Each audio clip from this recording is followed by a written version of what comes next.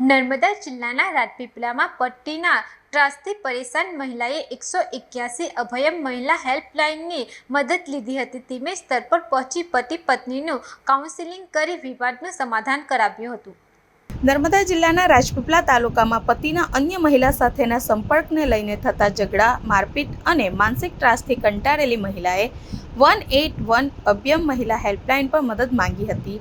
ફરિયાદ મળતા જ 181 અભયમ ટીમ નર્મદા સ્થળ પર પહોંચી મહિલાની વાત સાંભળી અને પતિ પત્ની બંનેનું કાઉન્સેલિંગ કર્યું હતું। ટીમે પતિને મારપીટ, ધમકી કે માનસિક હેરાનગતિ ન કરવા તેમજ પત્ની સાથે સન્માનપૂર્વક વર્તવા સમજાવ્યું હતું।